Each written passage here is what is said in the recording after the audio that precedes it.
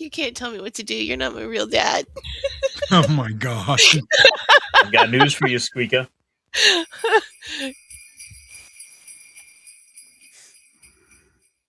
Drum roll, please. Oh, Joy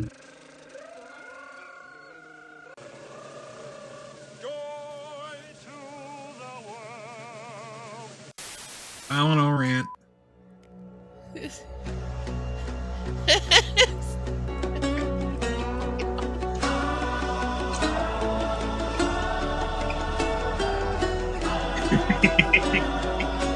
That one gets me every time. I'm too much. A little Loki. Okay, people, tomorrow morning, 10 a.m., Santa's coming to town. Sit on a throne of lies. Get ready. Get set. God save my little broken body. For the funniest family movie of the year. I don't want to. Walt Disney Pictures presents from Jim Henson Productions, The Muppet Christmas Carol. It's a Dickens of an adventure, as only the Muppets can tell it. I am here to tell Dickens of an adventure, folks. Only in theaters, The Muppet Christmas Carol. You know that fruit is wax. Rated G. Starts Friday, December 11th at a theater near you. For Gonzo. Gaga for I Gonzo. really want to watch a horror slasher movie with Bill Goldberg where he's playing Santa. And I watched the first 5 minutes of the movie with Fran Drescher. Santa! Yes, Virginia. There is a Santa Claus. And he goes about murdering this despicable, annoying, effed up family where the son-in-law is banging the mother-in-law. And it's like this despicable family, and there's James Caan going, I just want a moist turkey. I want a moist turkey, Fredo. Mm-hmm. And Fran Drescher's like, moist, that'd be nice. And you're like, oh my God, please kill all of them. And then, like Jesus on the mountain, there's Bill Goldberg coming down the effing chimney, and he murders the entire family and the dog. Because, yeah, even the yapper dog's annoying. The dog's first. Mm-hmm. Lamb! Hey, guys! Isn't it about time for somebody's favorite radio program? Was the most important day of your life. But for IRONCASTER, it was Tuesday. But for me, it was Tuesday. We're on a mission from God. Aha! Showtime! Showtime! Let me watch the Addams Diablo sandwich, a Dr. Pepper. Time for rewatch.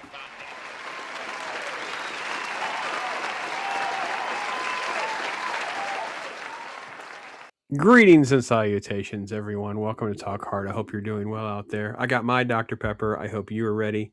Get your Diablo sandwich. It's Tuesday. It's time to talk hard. I hope you're doing well. It is so awesome to see everybody here ready to go. So yeah, folks, it is Christmas season. Merry Christmas, everybody. Hope you're having a good holiday out there. And a little Muppet Christmas Carol. My daughter and I were talking about this one. Not everybody has seen a lot of Christmas Carol adaptations, but she has this one in very, very high regard. And she was so thrilled that we were doing this one. So, and you know, it's a good excuse for her kids to watch it again with me. So I was thrilled. So it's a win-win across the board for me. So, IRONCASTER, my friend, what is going on? Merry Christmas. It is getting to be that time of season, and it feels like we're finally getting into the proper spirit of things. Feels like that extra little bit of magic's in the air, and you got a little talking rat along for the ride. Yeah, little Rizzo. It's like a little Rizzo. Yeah, the little Rizzo rat can't put a smile on your face, and we'll hear more about that, I'm sure. So, SQUEEKA, had you seen the old Muppet Christmas Carol? Is this a new one for you as well? I hasn't seen it. Well, I mean, I saw it on Sunday. Yeah. Does that count?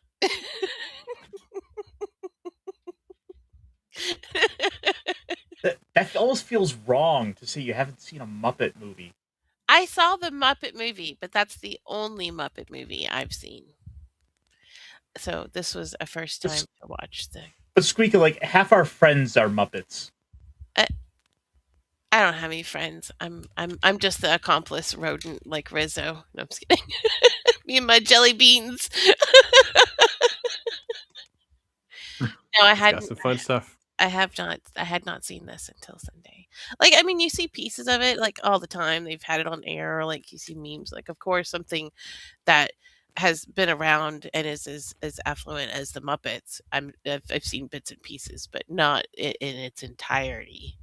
Like, I'd probably seen maybe, I don't know, 1/10 in bits and pieces here and there, but that's about it.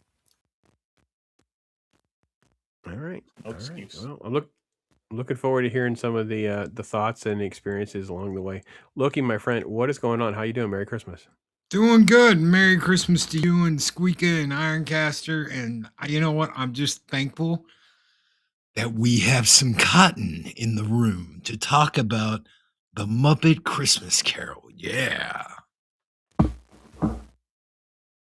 That's right. That's right. Let's do it. We'll get ourselves a little Muppet action going on here and get with these Whoa, wonderful whoa, folks in whoa. chat to talk about it. What happened? Muppet action. Whoa. Ooh, I guess I use my words like, yeah, okay. Use more carefully. Kermit! Yeah. All right, Snorty's in the house. Great there, holding down the door for everybody. Everybody's doing all right, Snorty. You wonderful polar bear. Hope things are all right with you out there. And yeah, I did the old 5 gifts that let me do there. So make sure to get people hooked up with that. Get the early access to some of the little clips and videos that are going on there. So what's Corey? And let's see here. This was Mav Tex Boy 3000. Don't know who that is. Welcome. Great to see you. Great to see you. Padawannabe, Andy Masterson, and Matt Cave. Matt Cave's back. So great to see you. And not to be outdone, she's showing off with all of her love and support. It's just amazing. So 10 more gifts from the old SQUEEKA Mouse. And they went out here to tons of folks there. So Matt Sager voice over. And then Toasty with the Mosty. And then Vanquish 007. Ethan is there. Let's see here. Miss Abomination AJ. And then Miss, oh, look at this. I missed a bunch of them, I'm sure. So, but yeah, thanks for that, SQUEEKA. Thank you for so much that you've done. It's just support and friendship and all this. It's just amazing. So thank you. Somebody says Miss Piggy is just a giant ham. Indeed she is. So let's see. Swampy got a membership.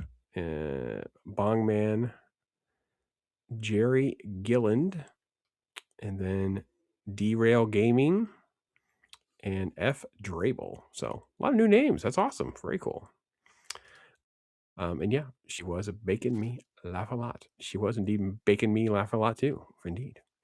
So, and there's AJ chiming in. So great to see you, brother. Hope you're doing well. And Fred's with us again. / Fred's there. So can't wait for you to talk about this. Yeah, it's good, man. It's fun. Watch it every year. My grandkids love it. So, is everybody in the Christmas spirits yet?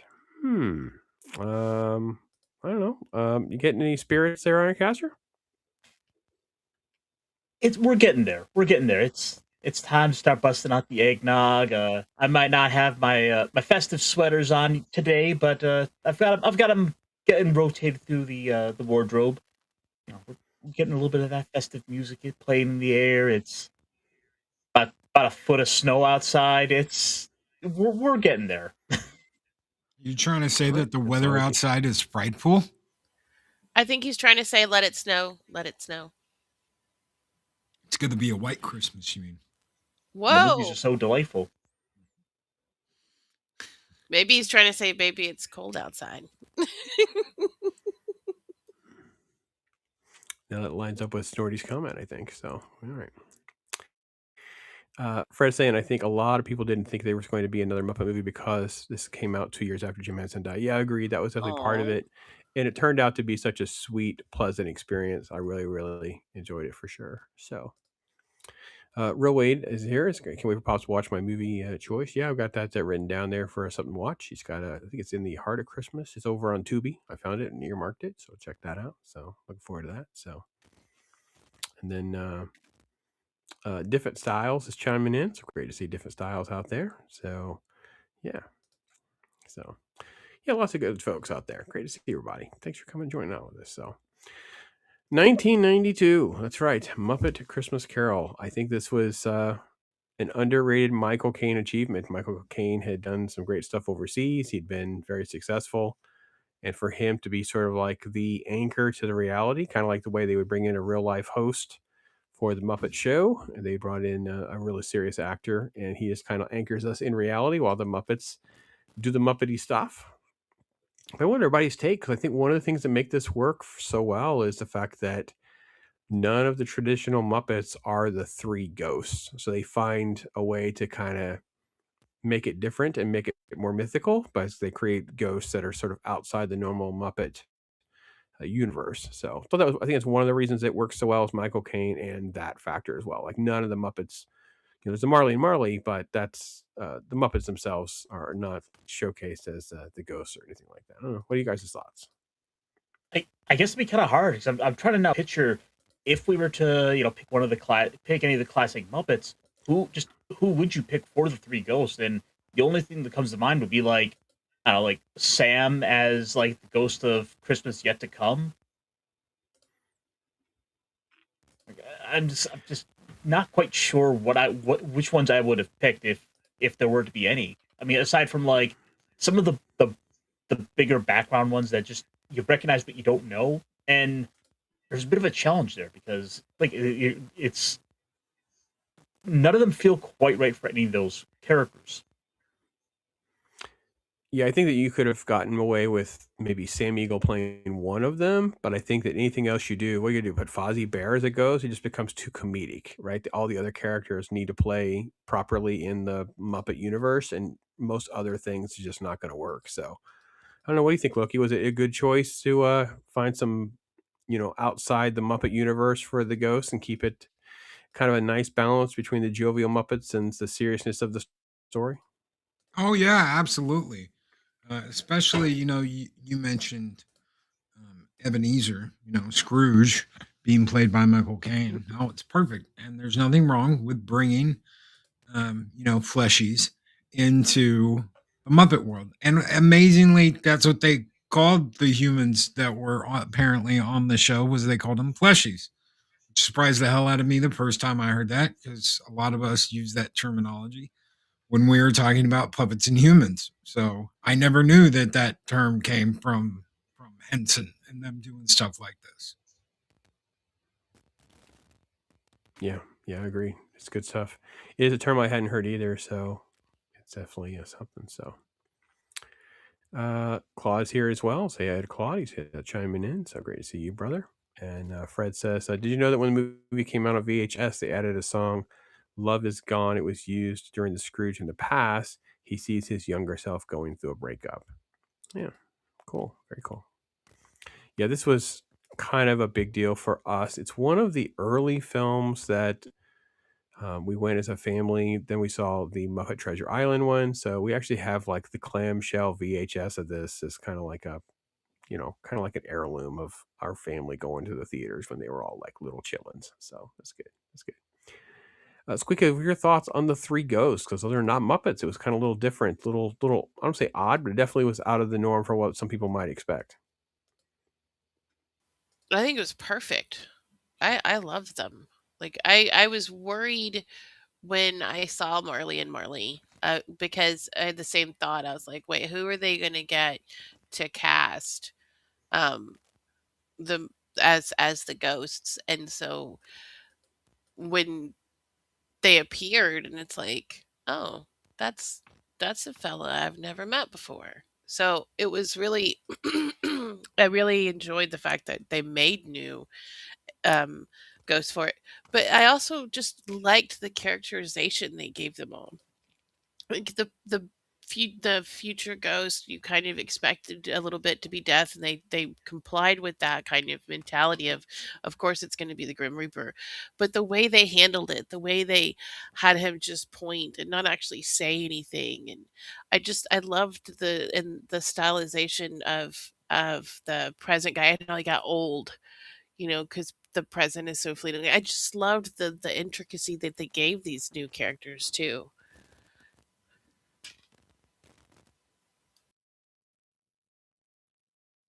Yeah, they're very unique, very stylized, kind of memorable. Even if I'm not even sure I know what else to say about them, but I thought it was a great way to showcase the film with the human than the Muppets. But then when you go see the film, you have a completely different sort of experience that, showcases these, unique characters that were created for this film. So, Lancaster, how does the ghosts and stuff work for you? I mean, they're kind of unique in a lot of ways because the ghost of Christmas Past is not like your traditional Muppets. It was this puppet they kind of put in like water. They kind of green screened in it was unlike a lot of the other stuff, and so there's a bit of a question there to ask ultimately. Uh, are you straying too far away from Jim's designs? And I have to question if that was one of those things they were thinking about at the time. Like, is this the way Jim would have designed these? But they've also have done some other unique stuff like that before. So I guess I would be curious to see if there were any other ones they did with the Muppet Show that were like that at all. Hmm. Very good. Very good points. Very good points. Uh, Loki, one thing for me is, and I know that we kind of touched on a little bit with what SQUEEKA said.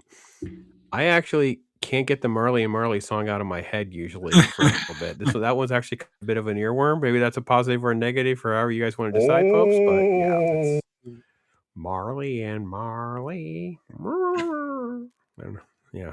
No, I love it. They did it great. They did it absolutely great. They hit the nail on the head. All this was like a hit on the head. They did a great job. Having characters from other things that you might not have seen. Like if you're just a Muppets fan, you might not realize that there are other puppets in this from different things that Henson worked on, like the Bunny Picnic and so on, Fraggle Rock. Yes. So you've got a bunch of different stuff that they incorporated into this. That's great. That is brilliant. Don't spend the time creating like specific things just for this. Bring in everybody you can from your IPs and use them on this. That's brilliant. I mean, yeah, Yeah, I agree. they're already bringing in a bunch of these classic characters. You might as well reach across everything that you can. The Fraggle Rock stuff. It would have been too early for anything like Bear, but you're right. Yeah, great stuff. It is interesting to kind of take all that in and soak it all in. So I really like all that part. I think it's really great. Well, I like Let's see. the way they There's did the song too, like the way that like it was presented, like with the shackles, the chains and stuff, and not just like oh like I guess comparing it to Scrooge, like I mean it wasn't just like oh you're gonna be in for it and you're gonna have a horrible life and die alone. Like they actually I loved a lot of the cinematography in this movie, but especially the small symbolism and even the larger scale, like I said, with the chains. Like I loved that song just because of the way they presented it. Like they first come up there and they're laughing and they're having a good time and it's you know but then as the song progresses and they start talking about his greed, they get more and more and more, and I loved it. I loved that part. they take this they take the subject matter so serious. I mean, I got to be honest. This is kind of the divisive take for people who don't care for this version, is because the Muppets are seen in a much more fun, silly, goofy light, right? Like it's that, but then the story is kind of dark and kind of heavy and serious. It's like I think it's great, but most critics, that's what's levied against the film, is that it's a little bit darker. It's a little, and people say absurd things about children. What I'm like, whatever. My children love this movie. They were really young when they saw it, and they're fine. They were fine. Well, So they don't sacrifice the Muppet characters for the sake of the story. Like they don't have the Muppets being out of character, and then you also have on the flip side of that, you have Michael Caine, who's taking it serious. Like he treated them as though they were all fellow humans. They were fellow actors. They weren't just silly hand puppets. He took them seriously, and so he took the matter serious, the material seriously. He's the straight to let them be the entertainment of it. Well, and the thing is I feel like this happens a lot with critics in children's movies. Is and this may be just me speaking from a point where I mean I work with kids all the time, so I kind of have like that I'm a part kid mentality. But if you look at it from where they're at, as far as their like emotional development, most of the time the kids are going to watch this and just see these crazy ghosts with chains. Like a lot of the adult heaviness that you tie into some of these movies is really adult heaviness. And so yeah, you're going to see it cuz you know about it. And that's where you're at. But for kids, like a lot of the parts that I guess could be considered heavy, like the sequence with the greed and the chains. I mean, even throughout the thing, they're still kind of laughing and they fade off. Like most kids are just going to be like, haha, look, they're the ghosts. They got chains. That's a normal thing for ghosts to have. We see it every Halloween. That's funny. Like I feel like a lot of the quote heaviness is adults looking at it from not a kid's perspective. But also on top of that, this is just the history of kind of entertainment. We've seen how many times we've seen countless times over the years, over the decades, where you go back and you realize and recognize that there were jokes that were being told in all these shows that you never realized as a kid because you have that child mind. You don't necessarily realize some of the stuff that's put in there. You're just so engrossed with the characters, with everything at face value. Yeah, I really do agree with all those assessments too, because I think that that's exactly what too. And then the other part too, and there's a factor, maybe not necessarily, I don't have to go critic by critic, but there's a lot of critics. Look, we talk about it. They don't even have kids. They start chiming in like they're experts, and they don't even have freaking kids. I don't want to be lectured by a bunch of people who don't even have children on like what my kids should see and not see, and what they'll like and understand. It's like, oh, geez, I can't stand these people. So, No, absolutely. You're absolutely correct.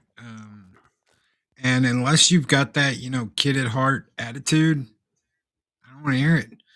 You can claim you do, but I think if any kiddo watches this and absolutely hates it, I don't know, maybe they're a Muppet phobe. yeah, fair enough. That's a great introduction to the material for sure. Soul Assassin, yeah, he did co-direct Dark Crystal, but no, we don't get a Gelfling cameo at all. And then Fred does point out there is a Big Bird cameo though in the first Muppet movie. That is true, very much. And there's an Oscar as well. Yeah, fair enough. So they would do that from time to time for sure. Let's see. Let me get everybody here. I'm not sure what different styles is pointing at. Maybe they got me mixed up with a different pops. I don't know. The one Muppet Christmas holiday special called Muppets Family Christmas. There's a couple Family Christmas Muppet shows and different things like that. So for sure. One of the very last projects Muppets had was to work on dinosaurs. Yeah. So another classic series. It's not fun the mama. Yeah, fun stuff for sure. Look at what you think about the Dickens take by let's walk through this with Gonzo narrating with Rizzo being comic relief. It kind of works throughout the movie regularly. I think that also helps break the tension for kids. Like, so if there is any anxiety or whatever, these two are like, constantly moving you through the story and then also giving you a break in tension, giving the kids a cheap laugh, things of that nature. Yeah, no, exactly. And it works. It works. It keeps the kids interested. He's talking, he's engaging directly to the audience while they're getting to sit back and watch and be a part of everything. So, yeah, I mean, it's perfect. It was absolutely brilliant. SQUEEKA, I'll be right back. SQUEEKA, you had to laugh out loud at the rat sickle, right? When he falls into the bucket and they have basically a rat sickle. It was it was great. I mean, yeah, yes and no, because I mean, I feel that way every time it gets cold. Like I joked that I'm a mouseicle, but at the same time, I do confess I was like, wait, where's the stick at? Oh, well, I think it's his tail, right? I think it's It supposed was to be his his tail. tail. Okay. Yeah, I think Okay. it's his tail. I was like, what? No worries about the stick, folks. No, it's a rated G movie. That was not what you know. I was like, wait, what was he holding on to it? Like where did the stick go? Okay, so it was his tail. But yeah, I thought it was pretty funny. I was like, oh no, he's gonna freeze to and then he whips him out of the bucket, and I'm like, he's gonna freeze. They did freeze to death. I loved Rizzo. He was he was perfect. The Muppets are also constantly the ones getting to take all the pratfalls. They're the ones who are always getting hurt, but you always see them immediately get up. So you kind of know that no matter what, the Muppets are always going to be okay. So they can be the ones to suffer. Like, I love the part where he's like on the fence and he's like, I'm afraid to jump in, boo boo, and then he climbs under it, and I'm like, oh, Oh, I don't want to laugh at that. That's like a dad joke right there. I don't. Oh, I laughed all the time. Oh, Soul Assassin. I did. Soul Assassin. This was so good. I actually was going to clip this. I meant to clip it. It's because Rizzo goes, "Thanks for including me." It is such a great not. It's such a joke that's not where you think they would go with it. So I thought it was awesome. So yeah, fantastic. Let me just take Loki out just so people know that the Muppets. He'll be back in a minute. The Muppets are just so influential that they've kind of come to encompass a lot of my own humor in a lot of ways, and humor of a lot of our friends. So, for example, watching the movie, every time Gonzo's on screen, in the back of my head, I'm thinking of Gator from our friend Snacks and Comics. Half that stuff felt like something Gator would have done. Yeah, very, very true. Very true. Or like the part where he's gonna make his speech at Christmas. What is it, Mr. Fezziwig? Mr. Fezziwig? The boss. He's like, I'm gonna make a speech. And then he's like, Merry Christmas, y'all, now let's party. And I was like, yes, the best speech ever. I get it. What did you think, Squeeka, of the into the jokes where every time Fozzie tries to do comedy, here's Waldorf and Standler just talk heckling him the entire time, and they're like, oh, it was short, that's it, we loved it. Yeah, Waldorf and Stadler stuff is never going to get old. What did you think of the Miss Piggy Kermit children? All the little girl piggies and all the little boy frogs. So I thought it was wild that there were no half progs characters. Figs, progs. What would you call them? Like, I was like, that's awesome that you can have a pig and a frog get together and they have just pigs or just frogs.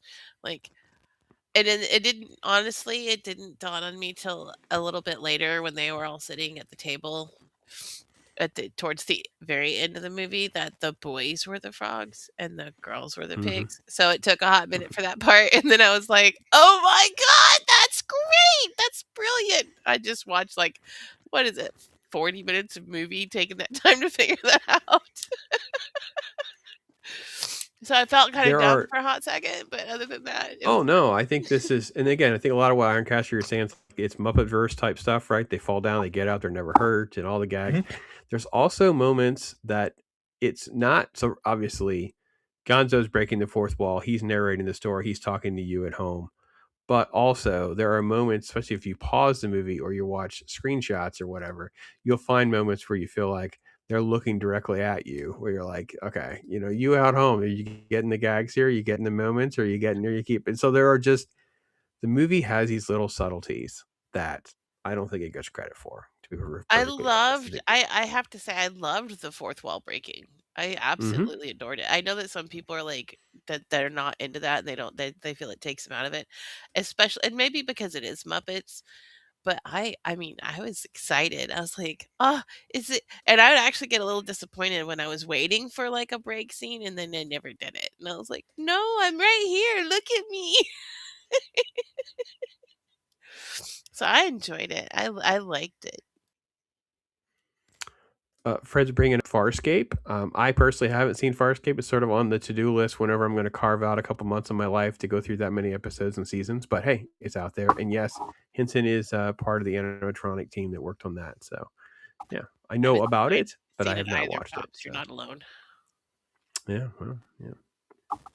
I like the part too, even the vegetables, guys, the vegetables. Oh, vegetables are singing and dancing. Oh yeah. Singing and they were food. And what was it? Somebody said, I swear there was one that was like, help, I'm being stolen or I'm being eaten or something like that.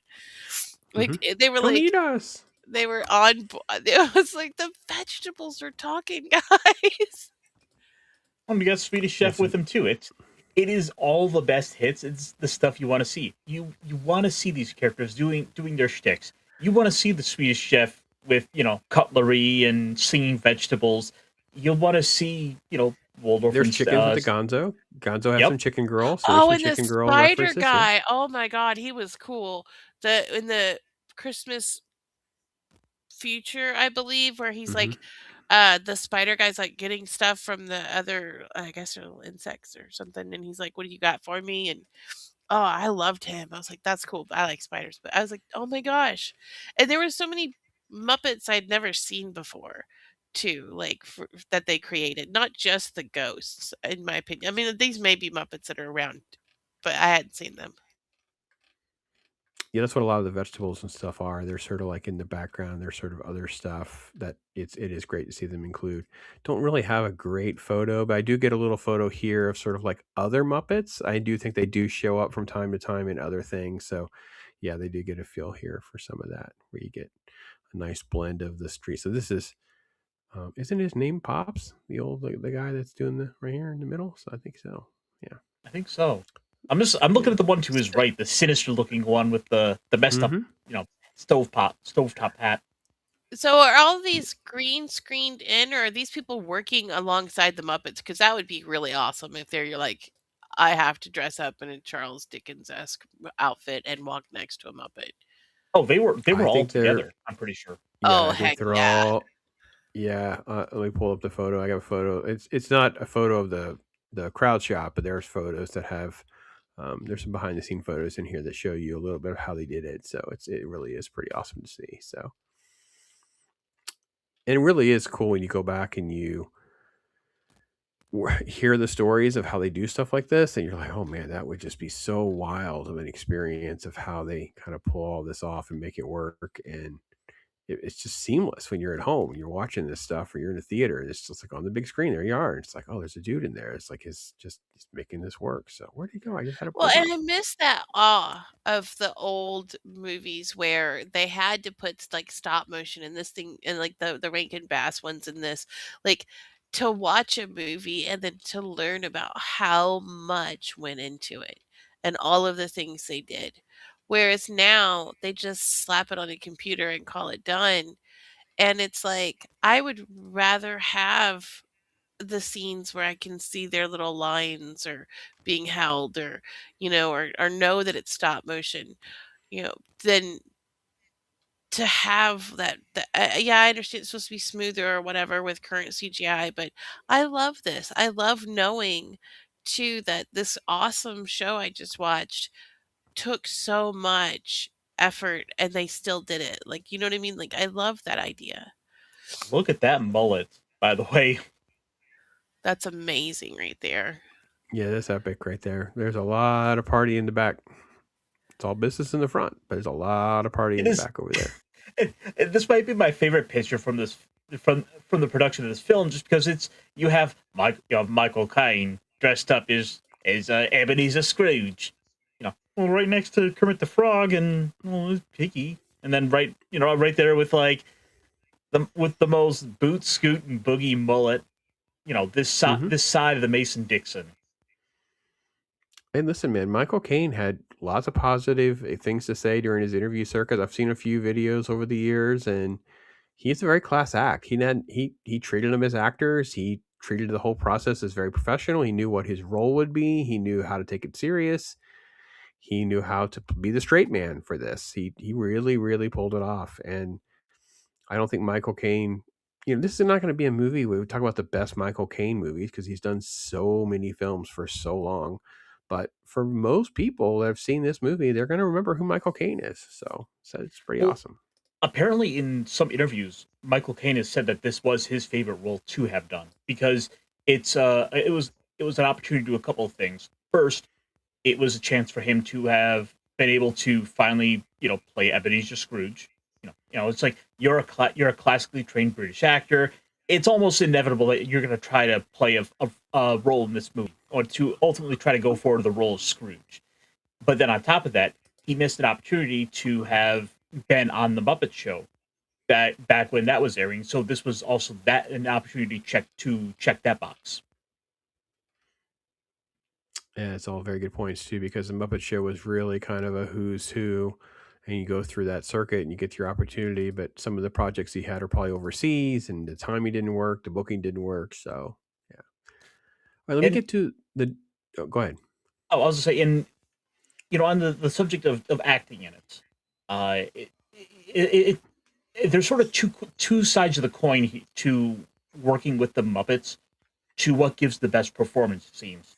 And of course, you have the Michael Caine, who will treat them all very seriously and will treat them all as though they are fellow actors, not just someone with a hand up somewhere, up any puppet holes. Uh, but then you have on the flip side of that Tim Curry, who will treat himself like a Muppet right alongside all of them in Muppet Treasure Island. Yeah, he's a perfect sort of co-star with them for a completely different reason. Yeah, he's really different. And I'd be interested to see how most people feel about those two movies side by side, if one people has a preference of the other. I mean, man, it's too nostalgia for me. I can't be unbiased. So I don't know. I don't know what to say there. That's Well, tricky. they, That's tricky. they're a legacy franchise and brand that has basically kind of grandfathered themselves into uh, Hollywood history. They are as iconic as Mickey Mouse in a lot of ways. Yeah, they're the modern version of that, 100%, right? They're sort of like with Looney Tunes and other IPs that are just part of it. That's why it was so tragic to see it become part of the Disney house, because it just kind of gets lost in the shuffle. The Muppets are never in the forefront anymore. They're sort of like an afterthought IP instead of being something that was so unique for its time. So, yeah, Fred, that's a great way to put it. It was basically the SNL version of Muppets for sure. People using that, they're going through and having their chance to be on there. So it's awesome. Good point. Squeak, what do you think about, there is, the seriousness of taking Future Ghost really, really serious. I thought that was a very interesting choice. I wanted your take on it, especially as a first watch. Well, I mean, I said this earlier. Like I could see where it would be taken as like, oh my gosh, that's so heavy. But the way, because it's Muppets, you can't take it seriously. You know what I mean? Like you just, it's not. I feel like even the death guy in Scrooge was more scary than this guy. Like I liked the fact that they took it all the way there. They weren't showing necessarily a funeral. This is something that I mean, from a kid's perspective, this is Halloween right here. It's a graveyard. It's not that spooky. There's no zombies coming out. It's just, hey, look, you're a dead guy. There's your headstone. And I liked the fact that they did that. That they didn't have a lot of words for the future ghosts, and that they didn't have a lot of um like I said, to me, it wasn't that scary. It was kind of creepy, like any Halloween movie might be.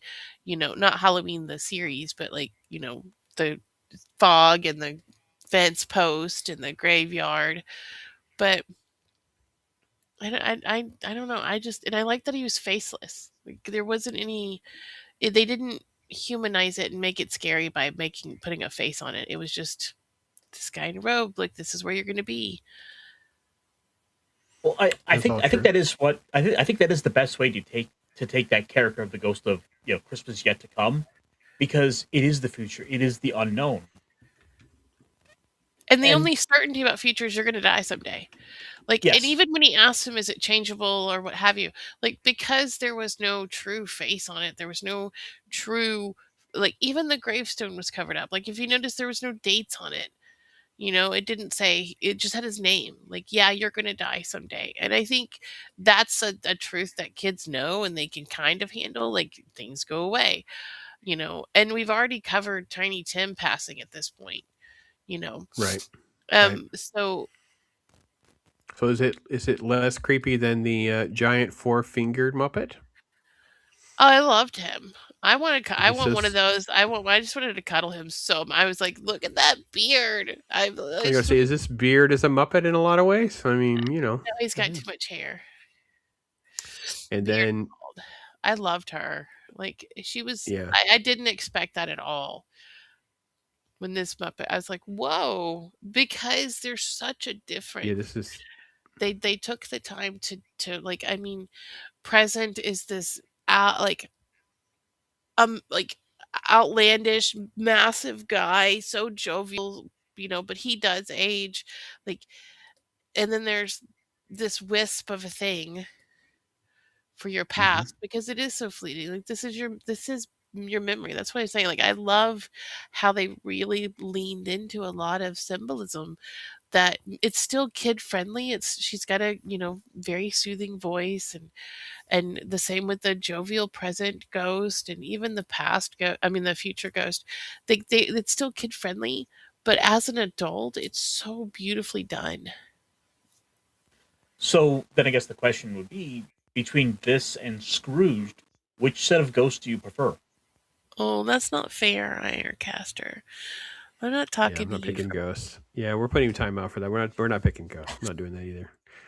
I like Ghost of Christmas Present so much in Scrooge. I would never diss poor Carol Kane by trying to upsert her with this really great, lovable Muppet that I enjoy and love also. So that's not Well, fair. and then there's the Oh, cab driver. No, we're not doing that. No, you Yeah. all right. can't. I mean, the cab driver is a wee, but yeah, I don't know. But no, no, he's not. You can't do that. That's it. I'm All not right. talking to So you for 2 weeks. Shh. for for myself, I'm gonna I'll go with the Cabbie for the Past and then Muppet. Okay. Well, Okay, that being said, I do like the Muppet version of Future. No, but there's the party ribcage going on. yeah, the It's party Scrooge. ribcage at I the end of the can't. movie makes you laugh, right? It's so funny. I, Yeah. I don't know if I want to give up my party ribcage. Yeah, it's too great. Fred's bringing up a fun little movie. Dan Stevens, Jonathan Price, Christopher Plummer. It's a biopic. So it's basically just a drama about Charles Dickens writing the story. So it's a really interesting little film. Again, I'm pretty sure it's on Tubi, and if it's not, it'll be back on Tubi soon. So if you have a chance to get just a solid little drama, it's not jovial, fun, silly, or anything like that. It's more like, so yeah, it's solid, Fred. I've never done a review on or anything like that, but yeah, I might squeeze it in. We'll see sometime. So, and then Fred's also saying there's a Muppet special called Very, Very, Very Muppet Christmas. That one is It's a Wonderful Life. That's true. I actually have that one too. The kids usually pick Christmas Carol over that one though. So isn't that interesting? But yeah, yeah. So yeah, for sure. So Man, It's a Wonderful uh, Life is harsh. I watched that for the first time like about a year and a half ago. Oh man. Man. it, I use it as my go-to, and a lot of times to defend the genre Christmas movies and the Christmas adjacent movies because people don't realize how little Christmas there is in that movie, but it's treated as the pinnacle. And I admit it is probably, if it's not, it's one of the best holiday movies ever made. It's as far as like a story, and it just sticks with you so much because it's hitting you and gut punching you, and man, I tell you what, but it is not easy to watch. My wife and mother-in-law are not interested in watching it usually. They will pass on that nearly every time. So No, man. The first time I was watching it and I was messaging a friend and I was like, that's it. I'm not watching it. I'm going to pause right here. I'm never going to watch it again because he's died. Like, I was like freaking out. And my friend was like, no, you have to keep watching. It gets better. No, stop that. No, you have to keep watching. Like, I yeah, would randomly texted me like, no, yeah, tell it's me it tough. gets better. The film is also, I think, kind of had a good little run of anniversary. So this is the 25th anniversary promotional poster that they did, which is kind of funny. They're sitting around, getting ready to have dinner together, and you have like a couple of the little pigs on one side, you have little Tiny Tim, and then you have Bean the rabbit right there, and yeah, everybody's there, so it's really good. Is Rizzo's that kind a of in. turkey? No, that's Rizzo. No. No, Is it's a that Rizzo? Christmas turkey. Rizzo is here in the front on next to Gonzo. So Everyone Okay. except Michael. Everyone except Scrooge. yeah, Michael Caine doesn't get a representation in the 25th anniversary. Probably had to pay him. It probably would have been a licensing issue or something like that. So It just seems like such an odd thing to not have in in this uh-huh. in a poster for A Christmas Carol is the Scrooge, hmm the the central figure. the main character. Yeah, agreed. Well, not necessarily. It says Muppet Christmas Carol, and those were all Muppets. It doesn't say Kane's Christmas Carol. Come on now. It's true. Yeah. One of the foreign posters. Let me see. Does it say where it's from? Sweden. The Swedish poster is also, well, no, there's Michael Caine in the back. He's like a silhouette of Scrooge, very ominous of Alabaster Sim or even George C. Scott Scrooge. So yeah, it's good. Then here is, this one is Brazil in Portuguese. It's a traditional marketing material there and there, which is Denmark. So yeah, There's a couple posters you see always getting. Noel cheese le Muppets. That's great. Probably Spanish, Spain. That was no, that's French. That's les Muppets. Oh yeah. I was looking at the word Muppets. Noel and I was thinking that's Christmas in the French. Yeah. There's this one might be another French poster. So yeah, a lot of the material is pretty much so. There's the classic VHS. That's one we have for sure. So now, did you bust out the VHS for this one, or did you go for the online route? Oh, we own it digitally as well, so I'm not. We did bust out the VHS. I don't think I have a physical disc. I think we just have that VHS. It's like it's more like a Christmas decoration than it is a VHS tape that we would actually risk playing, because it's like it's more of a nostalgia heirloom than it is something we'd pop in. So, but do you put it out only at Christmas time, or does it stay on the VHS shelf? No, everything. Christmas has its own sort of routine. So everything Christmas, actually nothing even gets access until Halloween, because there's a couple Halloween only type things as well. And then they all go into the drawer in the office, and they're off limits. The kids are not allowed to watch. No one's watching Grinch in June. We're keeping it special. We're not running some 24-hour marathon like we talked about last time. We're not doing that. So it's all getting padlocked up like it's in Fort Knox. A little bit. So the only exception to that will be the genre movies. So Die Hard is I will watch Die Hard digitally, but not the physical copies are kind of put away and stuff. So yeah, I've talked about physical stuff. Yeah. I found that this is my strategy of trying to keep the holiday special, these experiences, making very associated with their season, if you will. Like, you know what I mean? It's like if you're watching them in March, whatever, the kids just lose some of the specialness to it or the uniqueness. I don't know. I'd never risked it. So, because they will watch them, man. My daughter about wore us out with that Jim Carrey Grinch movie, man. She would watch it, want to rewind it and watch it again back in the day. We're like, okay, we got to put a kibosh on this. So I watch The Year Without a Santa Claus whenever I feel like it. No, I'm not judging. I was just, no, there's no Sounds judge. like judging, Pops. No judgment out of me. There's a man. He's back. No judgment. No judgment. They're making it seem like I'm judging them, Loki, because I put my Christmas stuff away. Like, we don't watch Christmas movies the rest of the time of the year. It's like the physical stuff all just kind of like goes away into the office. So I was explaining that. So yeah. Across the pond, the man, the myth, the legend himself, Angry Canadian, is in the house. How are you, my brother? Hope you're doing good. Hope you're doing good. Thanks for popping in. And Penny as well, joining us. Great to see Penny out there. Awesome. Awesome, everybody.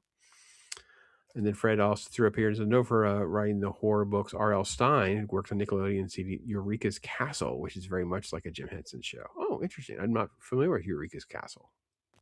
Right. I assume that's what that's supposed to say. I'm not sure if I pronounced it right or what. So that's good. That's good. Some other thoughts, other things we should show off or get into here. I closed my window. I didn't mean to, so we'll see how it shares because it may not work right. But I wanted to point out how much I enjoy the other rats. So the other rats are really fun, and I'm kind of disappointed that we don't have a lot more of the other rats in other Muppet material. So I wish I had more rats.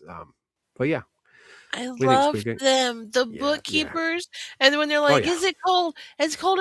What about being unemployed? And they're like, oh, heat wave. Oh, la, la, la. They have their like Hawaiian gear on. I loved them. And I love the fact that there's a callback at the end where he comes in with the little things of coal and says to my bookkeepers, like, I mean, I know that that's probably part of the storyline or whatever, but I like that we get to, even if they're not there, we get to revisit the thought of the little rats that work in there. And I just love that. But oh my God, these guys are wild.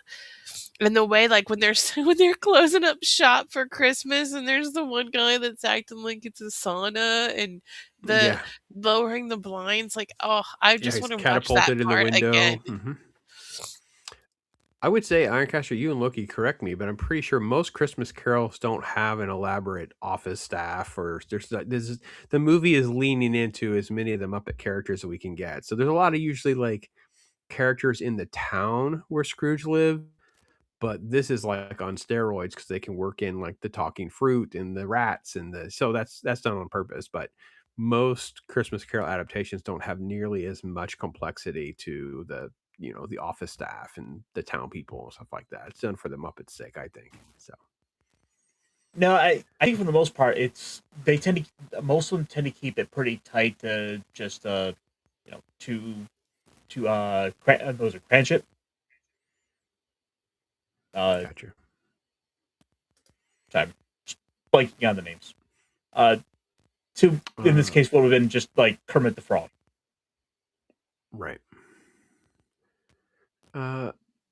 Angry Canadian says that he watched Home Alone and he's eating those Little Debbie tree cakes. Now, if you don't know, we marched poor Angry Canadian around as much as we could in Central Florida, getting him hooked up with all sorts of American stuff. So I don't know which treats were which, but I know that we were trying to do our part to make sure that he and his family went back with some fun stuff from America, all sorts of different sides of food. So hopefully there's a lot of other stuff to do. We enjoyed the Japanese snacks that he brought us. So it works both ways. So, and in the house, DJ Ronnie G, the legend himself. How you doing, man? Hope you're doing all right. Merry Christmas to you.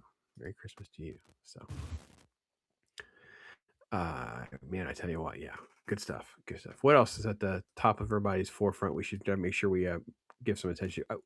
Let me throw out how much an impressive it is that they were getting Kermit. You can see his legs, they're like walking around, like it's the full on Kermit, not just Kermit from like the waist up on the Muppet Show. So as a kid, never forget watching the Muppet Show movie in the theater and Kermit riding a bike out. It's like almost like talking like first time lightsaber stuff. It's like ingrained, Superman flies. I mean, this is stuff I'll never ever be able to put into words what it's like when you're like a little kid. You've only seen Kermit from the waist up. Next thing you know, you get to see him ride a bicycle. He's a Muppet. Like it is one of the coolest things ever. So put a pin in that as well. I mean, plus you also get to see things like Rizzo running on the little goose when he falls down the chimney. I mean, it's not just Kermit. You do see actually quite a few characters doing that. And I love the effect of Rizzo's little feet. You could see the steam coming out of the little holes in his feet for the effect of him being high. And I thought that was just the cutest thing ever. I was like, oh, that's how they did it. Oh, cute. Loki, some other favorite stuff we should make sure we squeeze in.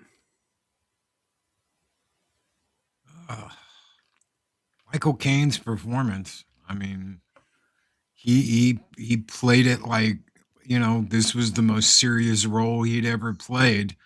Don't ever mistake the man for someone who just it's a Muppets movie. I'm just going to cruise through this. No, it's like he is Scrooge. Give the man his due props that he took this very seriously, and it helps make this movie what it is. It really does. Well, to attribute to that, like the way he looked at the Muppets, like he truly looked at them like he was looking at actors. Like if you watch, like even on like Sesame Street sometimes or something, like sometimes you can tell that they look like they're looking at Muppets. Like they've just got, I can't explain the look on their face, but it's almost like this.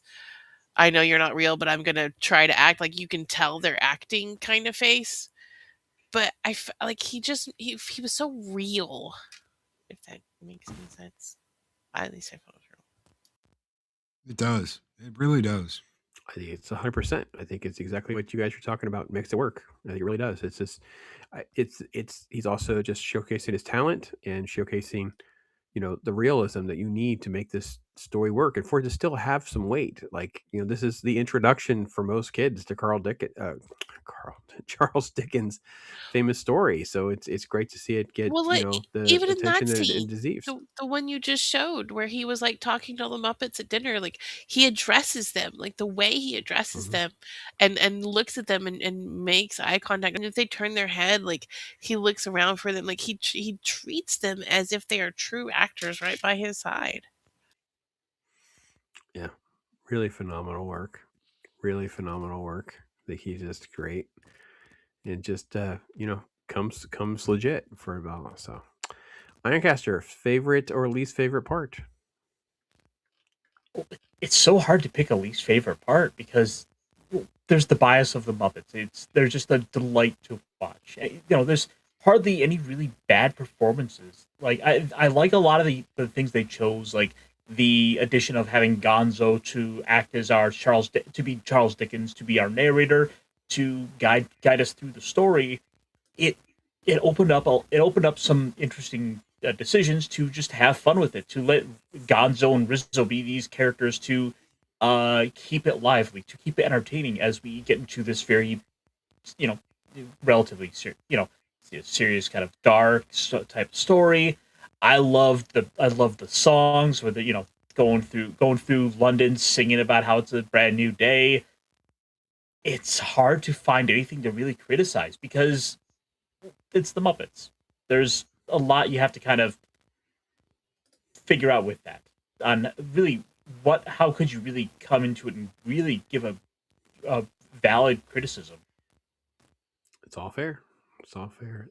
Fred's bringing up some great points and memories from definitely different things. Sesame Street here, he's talking about Mr. Hooper and the famous reveal of Snuffy on that. So that was also one. Then some Muppet BBs here with Scooter, and then they added Skeeter, his twin sister. So yeah, my kids grew up on all this stuff, man. I was a huge. It's funny how much my kids loved the Muppet materials, like movies, but not the show itself. They very rarely would sit and watch the Muppet Show. Isn't that weird, Loki? Like all the stuff, you would think that they would just love the silliness of the Muppet Show, but that it never connected with them. They will talk about the movies to this day. They talk about the tradition of watching those movies, but when it comes to the show itself, nope, didn't go. Isn't that weird? Yeah, yeah. And I mean, kids are going to be kids, but this is something you'll remember forever. This is something you'll share with your kids, and they'll share with their kids. Hopefully, continue a tradition of watching this for Christmas each year. I wonder if that might have to do with many of the special guests that were on, because kids today might not recognize most of the guests that were there. So there's this idea about like the relevance or who these people even are might not even come up. And I know it's not exactly an easy, not exactly fair, because we're talking about kids, recognizing actors, but it's still kind of a valid point to bring up, especially when we talk about kids of all different ages. My best assessment is I think it coordinates with what is sort of like the death of the variety show.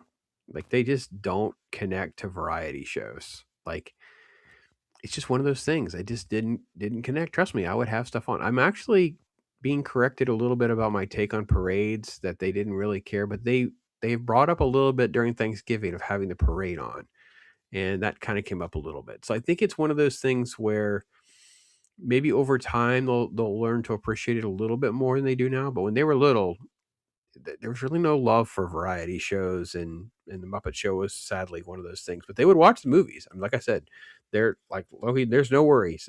My daughters have talked to me both about watching. They were so excited that we're doing Muppet Christmas Carol today. It's come up twice today.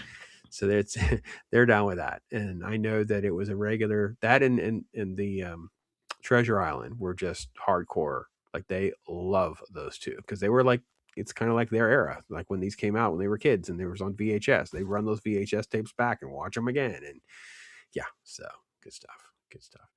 Any particular other highs, Squeaky, that we should talk about? Something we make sure we didn't forget anything else. Can think of something? Let me know. I mean, I just liked all the I know it's the Muppets and it's supposed to be a kids movie and it's supposed to be funny, but I like puns and I love the puns. Like I think they were well done, but they weren't childish. You know, like it's like this silly thing, like where he's like, "Can I just meet all the ghosts at once?" Or like, "Oh, what's the one?" He's talking to Christmas Present, and he's like, how many of you are there? He's like, there's several thousand or something. I don't remember the actual number that come before me or whatever.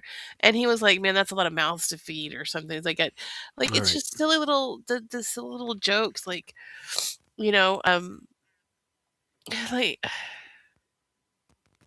or when Fezziwig is like when remember I said that they were like, "Oh, it's a speech time," and then the Marley Brothers are like, "That means it's time for us to take a nap." Ha ha. Like I just loved all the little like just silly jokes. Like some of them were dad jokes, some of them were just puns.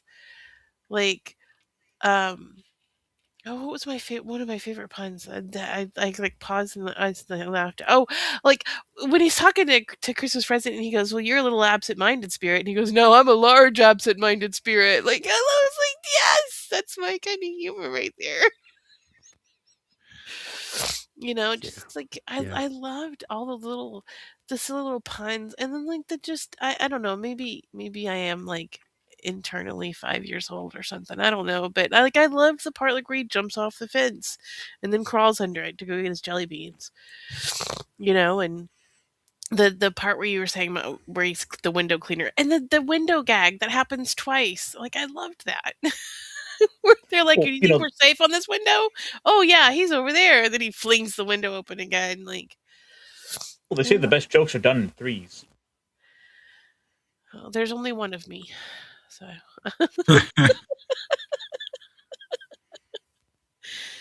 But I just I can't think of. I mean, even like. Yes, Michael Caine's performance was great, but like even the cinematography, like I loved the modeling on the houses. Like the Muppet house, was it just me or was the door crooked? No, Like, the door looked crooked. okay, the door is crooked, but the way it was just, it was done, and even like I said, like the with the puppets, like where President's hair gets older with age because he's the president is fleeting, like and I I can't think of anything that I didn't necessarily like about the movie. Well, I'm so thrilled because I knew that you would enjoy it because it is so fun. I know you love puns. I knew the rats would be a great I because Rizzo loved leads the the way, worker rats but when yeah, he's like unemployed, and they're like going heat wave, and I'm like just laughing. Just it's so they're like, "The silly frog and said it, just the frog fun. said Never it." gets old. Yeah, so good Or stuff. even So the gags when he's talking to when he's a boy in school and he's talking to the headmaster and like the building starts falling apart and the shelf starts going and it keeps cutting back to them trying to save themselves on the shelf and then it falls the other way like there's so many but they're not I don't know how to say it like the gags are not over the top silly. They're just silly enough that they're going to make you chuckle and they're going to make you laugh, but they're not overdone. It's almost like kind of like the gags in Blazing Saddles, but with I puppets. was gonna say airplane. It kind of likens it to that type of punny. It's never cheap. It delivers, makes you Well, to laugh, me, doesn't it's get more old. like the guy that kept bumping his head in Blazing Saddles, or like the running joke where they're constantly they're hanging a horse, they're hanging a guy in a wheelchair, they're hanging like to me, it's more like Blazing Mm, Saddles yeah. than it is like Airplane. Okay. All right. Should we move into kind of ranking and scoring a movie like this? Loki, you want to start? Oh wow. This is gonna get an 8 from me. Uh, it is definitely a Jim Henson movie. Um, I understand that he passed away a couple of years before this came out, but obviously they did anything and everything to make sure that it got finished, to make sure that it was done correctly, to make sure the way that Jim would have wanted it to be done. And that's the way all of the work with the Muppets and all of Jim Henson's creations should work. This is the way Jim would have done it. This is the way we need to do it. We need to keep this magic alive because it is. You are taking an inanimate object and bringing it to life. Not only does it have to feel alive for you, but it has to feel alive for everybody around that's watching it. Whether they're watching on a screen, whether they're watching it in real life, they need to look at that and go, "Wow, that is just amazing that they're doing that." And as long as they kept that going, this was a great movie. We didn't really say it before I do more. I definitely want to give credit to the guy we mentioned, the guy in the mullet, but we really should have called him out by name because poor Steve.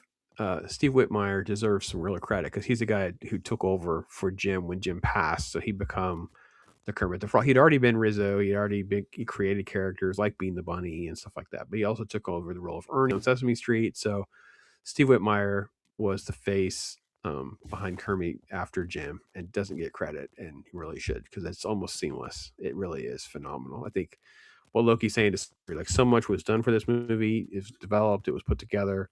His son Brian directed it and just hit a home run. It's just truly phenomenal, and I agree 100%. I'm going to give it a 4 out of 5, an 8 out of 10, and I think it's super solid, rewatchable. It's perfect in every way that can be, and among the Christmas Carol movies, it's one that I really enjoy. I think it's great for kids and it's great for adults too. So, Squeeka, what do you think? How was that first go? What are you thinking about it?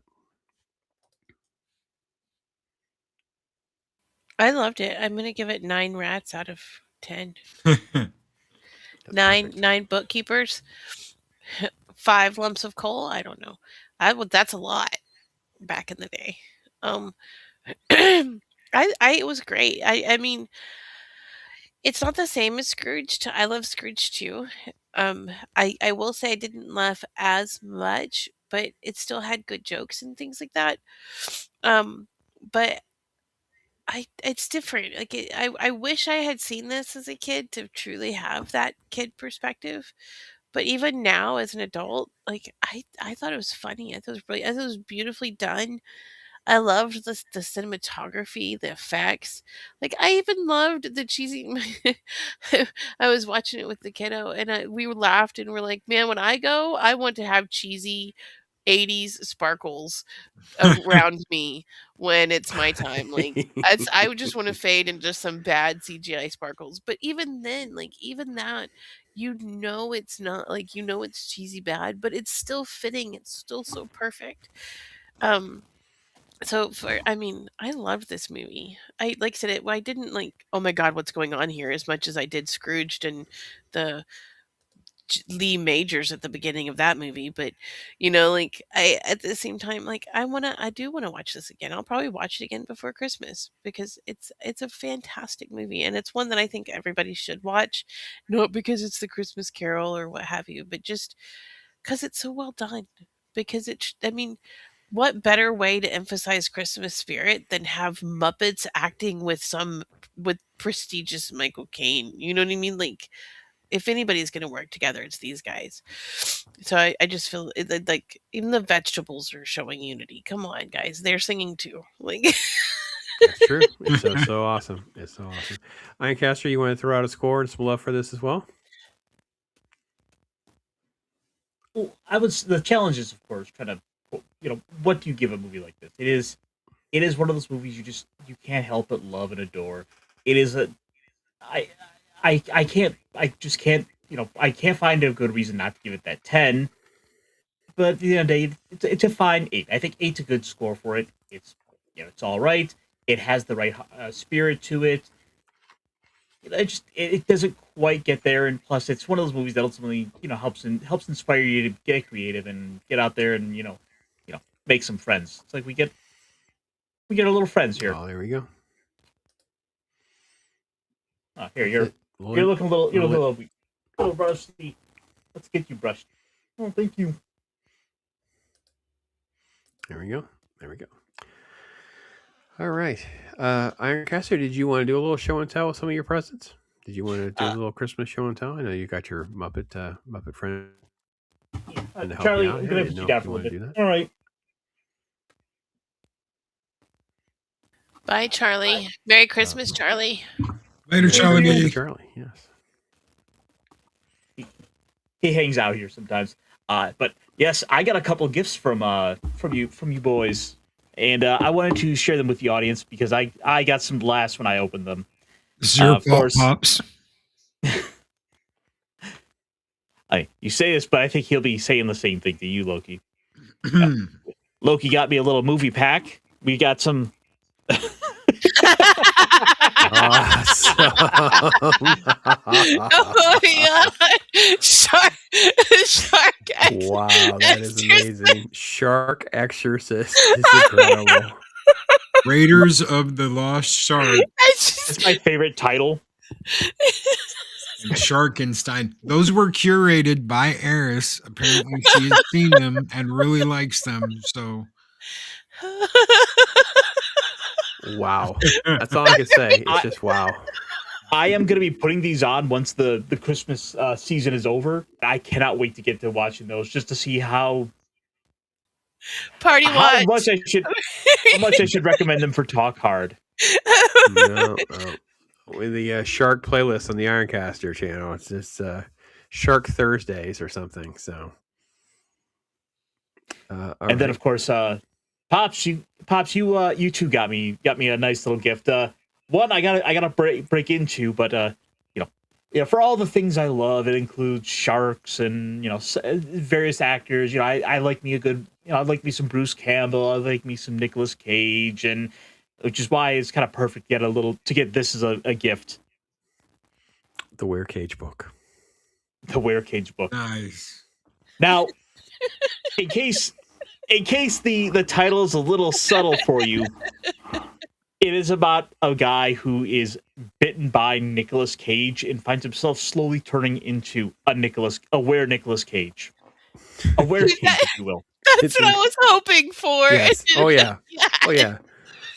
It's Nicolas Cage fighting the dude who becomes Nicolas Cage. And I don't know why we have not got a Tubi movie of something like that. Maybe it'll happen in my sometime, because that's incredible. And his roommate, Wilford Brimley. Mm-hmm. There we go. So, yeah. All right. That's good stuff. That's always good stuff. Loki. Guys, thank you so much for that. I don't know if my gifts to you guys will be quite as iconic and memorable, but I think you'll enjoy them nevertheless. I gave you serious movies too. I mean, I sent you like a movies that are like more like. Oh yeah, I totally forgot about that. It's just no, it's fine. It's fine. You also got me this like kung fu movie pack, and it's just there's a bunch of martial arts. It was like just a whole bunch of crazy stuff. Yeah, it was just like Chiba, look at that, and it's like it's like those are great. A shark movie pack and a novel bot turning into a were cage. Yeah. So that's good. That's good. Well, it's been great stuff. And Muppets is a great way to get Christmassy and really feel, connected to everything that's going on. So I would show. Sorry. Oh, I was just like, well, of course, we have a Muppet Christmas Carol, and we have Muppet Treasure Island. I wish they did a lot more of that, where we just got the Muppets doing takes on other classic stories. Like, I don't know, we could have had like Muppet Dracula, Muppet Frankenstein, Muppet Tale of Two Cities, or I don't know. Tales from the Crypt. I think that some of that might be a little dark for the Muppet brand. However, I do see what you're saying, like the Count of Monte Cristo with the Muppets, and some Three Musketeer Muppets. Cristo. Yeah, something, and not just with like Count. With Count. Oh my gosh, yes. With Count. 1, 2, 3 Monte Cristos. Yes. Zax is here. We're talking about Muppets and adaptations. Zax arrives. How you doing, buddy? Hope you're doing all right. Merry Christmas. Merry Christmas to you. Muppet Poe. Yes. And I know that some of the stuff has happened through like their different shows and things like that. But I agree with you. I think it would be good. But again, they're owned by the wrong company now, so we're doomed. And I had even worse news to announce. As far as I know, they took the Muppet area out of the theme park. There's like a special little Muppet area that's been there, from a long time ago. And we were talking about it, and they said, "Oh yeah, I think that's gone now. They took it out." So they clap it Muppet 3D Vision show, and it's like this cool fountain and some courtyard stuff. And allegedly, it's all been taken out to become some sort of Monsters Incorporated thing. So I don't know why we were branding it to something else that's also 20 years too late. But all right, whatever, dude. I heard there was a bit of an uproar when it happened. Like they didn't realize just how beloved it was and how many people had all turned out for like the last day of that. Oh yeah.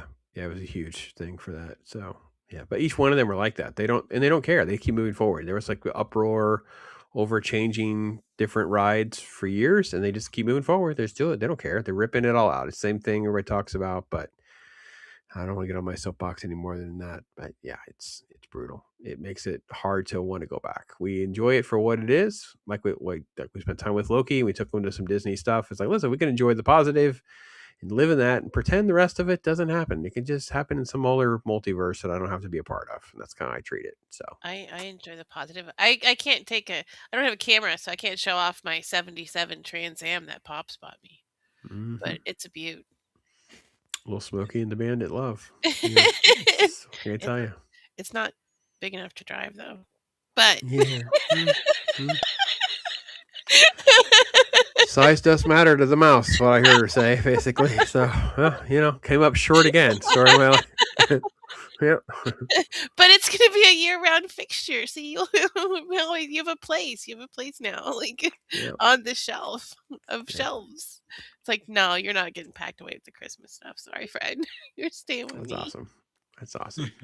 The bandit can run. That's good. Yeah. That's good. Well, it's gonna go next to because last year I got it's really sentimental. I got a little teddy bear because Beard and I met because I made fun of his teddy bears on Fallout London, and I made him keep them, and I named them all. But so he got this tiny little bear, and then he when my dad passed away, I pulled a bunch of the ammo because I didn't trust my sibling with the ammo, even though he got the guns. So I had all this ammo, so I gave it to Beard.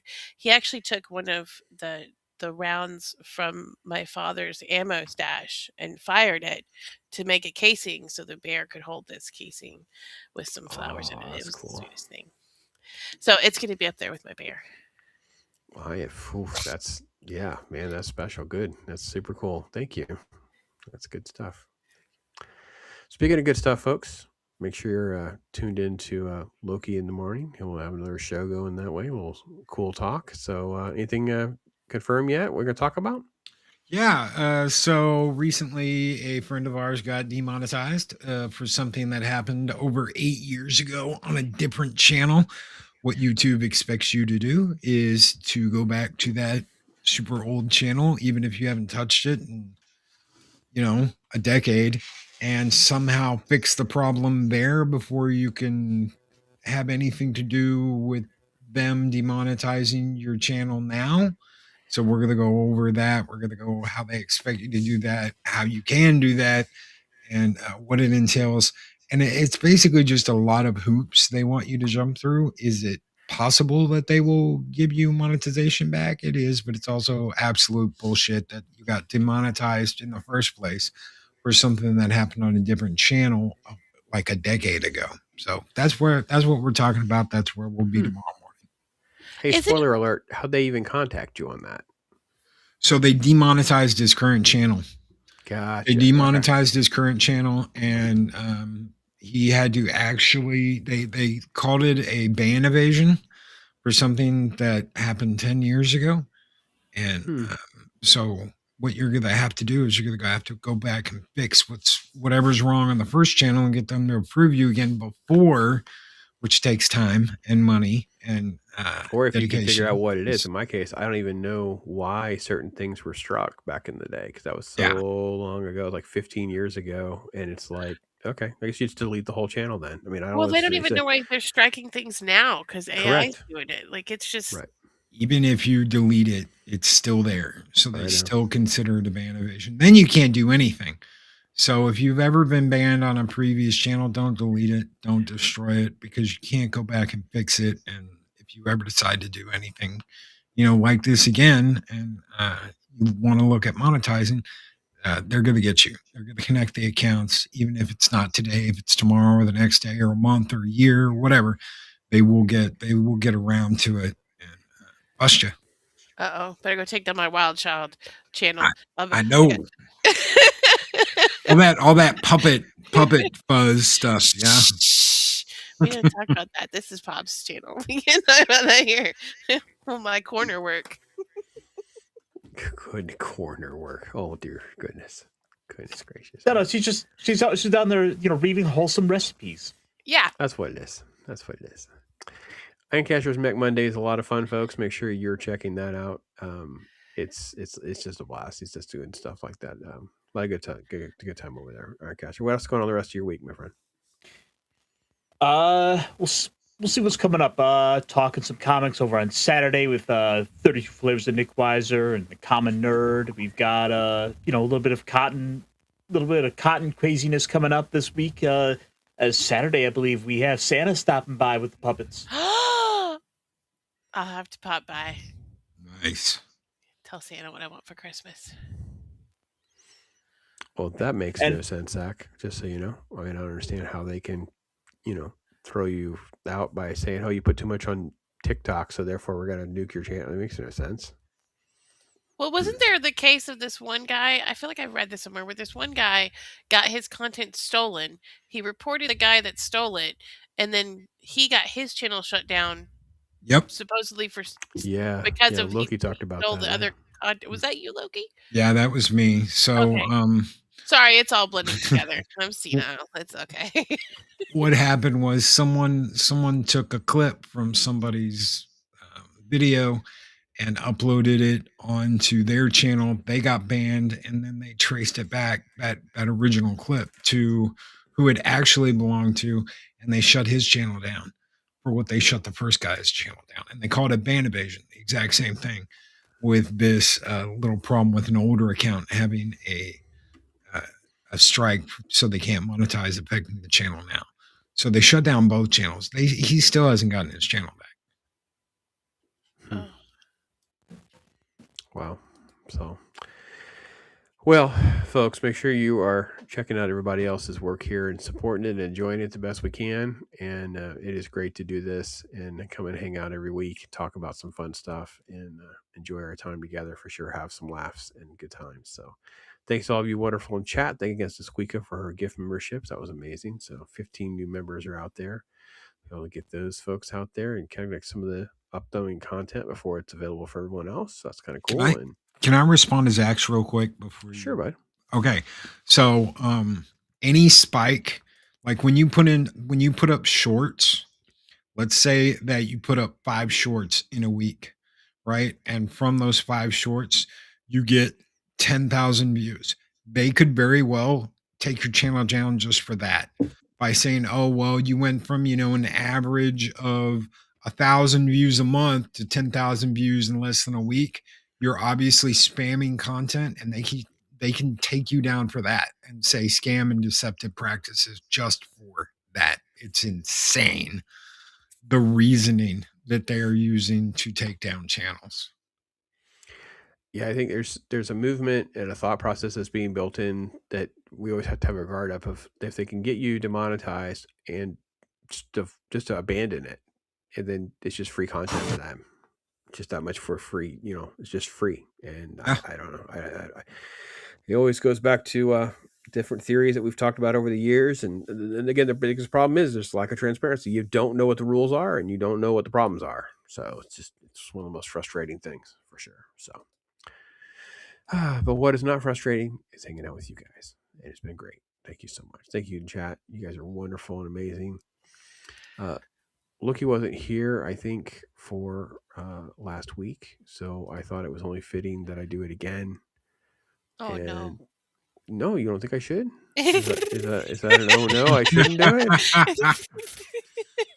He missed it, so I thought it was only fair that I would doubt that he has seen it. She's laughing already. She's laughing. No. So he and I have talked about, and I called it the Tylenol rant, like 5 years ago. I met it. So I was like, yeah, the Tylenol rant. You need to take it out. Anyway, so yeah, this is me. Tylenol rant. Merry Christmas, everybody. Yep. Well, can we get to the jelly of the month? My favorite part is the Tylenol rant, and we'll talk about how he pulled the scene off. Oh, my God. Because this is the best ever, is the Tylenol rant. Because so if you guys don't know the Tylenol rant, you guys know the Tylenol rant, right?